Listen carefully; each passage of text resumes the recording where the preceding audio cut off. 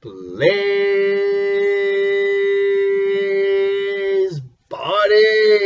What's up, everyone? Welcome back. I have made it back again without going a long stretch of time, and I appreciate you coming back to watch. This week's segment is in tribute to the one most amazing person I look up to in regards to being a hero, and that would be my dad. My dad's birthday is this coming Sunday. This man is still working. I've said it, he's going to be 84 this Sunday.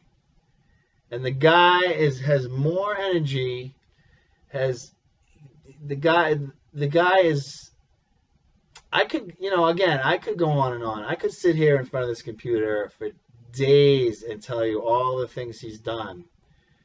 But I'm gonna just share with you a story that as a kid I did a lot of stupid stuff. I didn't do as many crazy, ridiculous stuff as my brother, and my sister was a little crazier than me slightly, but I was probably out of the three, I was the most conservative. That still, I did some stupid stuff. And one story being, of course, is the time I took my father's brand new 75 Ford LTD that he just bought. He was so proud of this car. It was in perfect shape, owned by some old Mary Kay makeup salesman lady. In fact, I think it had the Mary Kay sticker on the back when he got it. It was in mint shape. He loved that car. He got a screaming deal on it, too. And like a stupid dumbass that I am, after a day of, and now this may surprise you all, but over 25 years ago, this is longer than 25 years, this is when I was 16, I used to drink some beers from time to time. So all day long with a bunch of friends, I was drinking some beers. And idiotically, I came home one day and I asked my dad if I could take his brand new car for a ride up my driveway. Now, we had like a dirt driveway that was really long, probably about 100 yards long. And it went up to the main road, and then the main road was there in Methuen. So he would, from time to time, he would let me just take the car and drive it to the top of the driveway and back. As a kid, you think that's cool. But I came home one day after drinking about, I don't even know how many beers. And I said, Dad, let me take the car for a ride up the driveway. And in his little French-Canadian accent, he said, okay, Judy. So I took that thing to the top of the street, and like an idiot, I saw the main road, and I just kept going. In fact, I floored that thing. I was doing 90 miles an hour down my street like a stupid idiot of a kid that I was. But I'm not saying that being a kid is a justification for being stupid, but I was being stupid. And without getting into detail, I got into a little bit of an accident with my father's brand new car. And it was, I'll go on to say that I actually snapped a telephone pole in half. And those things aren't cheap. Now, when it happened, I ran away from home for a few days because I was scared. No, my father is the sweetest man in the world, but when he gets mad, it's scary.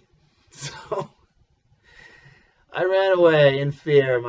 16 years old. I'm like, holy crap, what did I do? And I laid low for a few days at a friend's house. And when I thought it was safe to come back, I came back. Now, the tow truck that day was driving my father's smashed up brand new car that he just got a deal on home.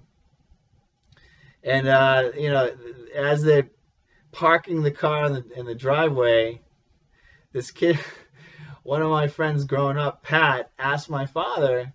He said, "Mr. Blaze, what are you gonna do? Jerry smashed up your car, your brand new car. You must be so mad. What are you gonna do, Mr. Blaze?" And my father, with his little French accent, said, "Oh, Jitty, that Jitty, when he comes home, I wait for him with a 2x4. Well, anyway, I came home after a few days, and luckily he didn't have a 2x4 in his hand. But what happened is that my father made me work with him all summer long in the hot 100-degree sun, 8 to 10 hours a day, slaving, doing masonry all day long. And at the end of every day, I'd have to come home and work on he went and got a new frame for the same exact vehicle, for the Ford LTD frame. It was all rusty and beat up, and I had to sand it down every day until that thing was perfect. Because he was rebuilding that car. He was putting it back together. So all summer long, I busted my tail. I busted it hard. I've always been one to work hard. I watched my father do it. I learned from the best. And I come home, and eventually my father, his own self, rebuilt that car. He had that thing up on masonry stations with chains, with the body, and eventually put the new sanded and painted frame back in. He fixed it till it was brand new after I worked my tail off all summer long fixing it. And then we ended up having to go to court, small claims court, because I broke a telephone pole in half. And he said to the judge, he said, "Sir, Jetty worked all summer long, and I didn't pay him a dime. He worked for free to pay me back, and because he was sorry." And the judge ended up being lenient on me, and that was that.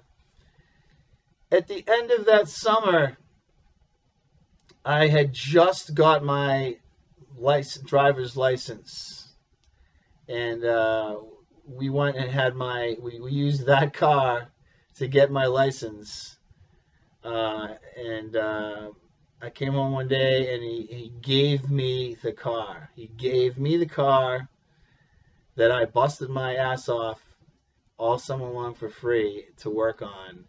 And that was the lesson that I learned. I learned the value of hard work and being accountable for what you do. That was the kind of man my father was. That's the kind of man my father is. My father is an amazing person. I could tell you 1,000 other examples of stories like that, but that's just one that I've told it over the years to many people, and and that's the one that I always remember the most. I came home and collapsed every day, and when he gave me that car, I was bawling my eyes out.